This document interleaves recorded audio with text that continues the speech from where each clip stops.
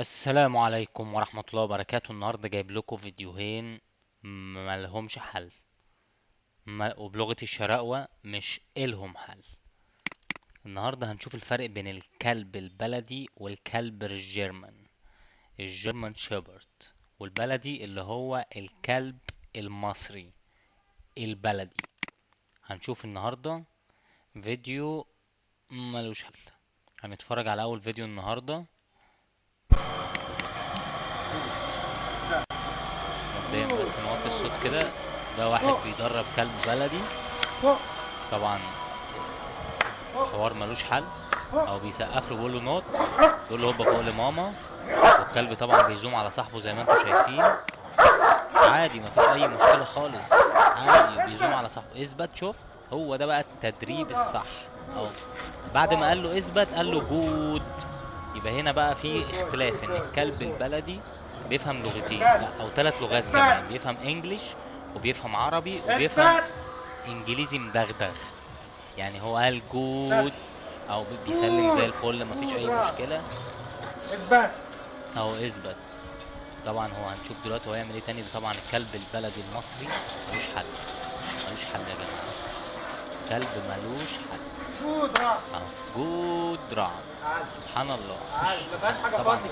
الكلاب دي مش زي اي كلاب في الدنيا. اهو جام على صاحبه ومسكه. اهو شفت اثبت بقى عملت ايه، وقال له جود برضه، يعني 3 لغات. سبحان الله. تفهموا بس ان الكلاب البلدي بتاعتنا دي ملهاش حل، كلاب مجرمه يا جماعه. اهو بص مسكه تاني، اوبا. قطعتني الجاكيت ليه يا لا خالد؟ اوبا اوبا اوبا اوبا اوبا. شفتوا بقى وفاء ازاي؟ ايه ده شفتوا اللي انت وفاء؟ عملته؟ ده بقى وفاء. انت اللي هتخيطهولي.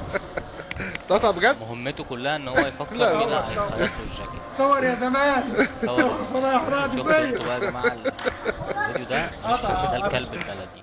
هنيجي بقى هنا للكلب الجيرمان، هنشوف اداؤه ودنيته عامله ازاي. طبعا ده الكلب الجيرمان يا جماعه، دي كسحه رجليه، وده وشه من قدام. بصوا عاملين ازاي. كلب اسطمبة، بيعمل كل حاجة.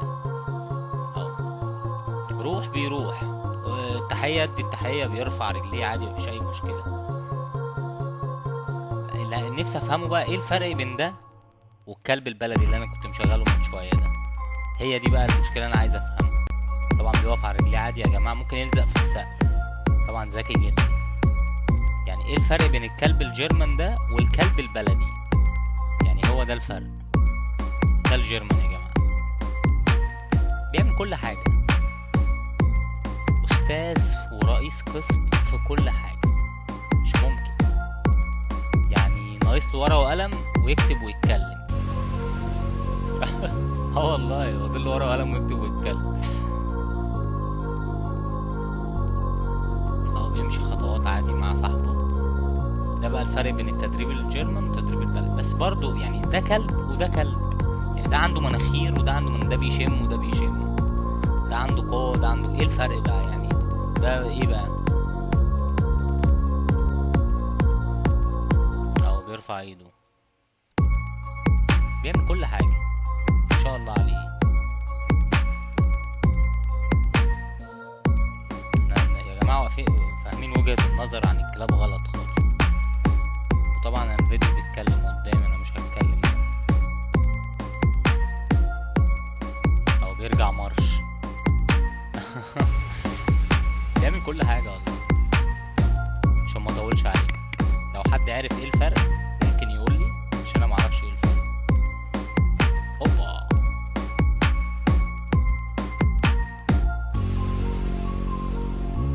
هو فرق برضه، يعني في فرق برضه، في فرق بين الست اللي كانت راجل، ده برضه فرق من الفروقات.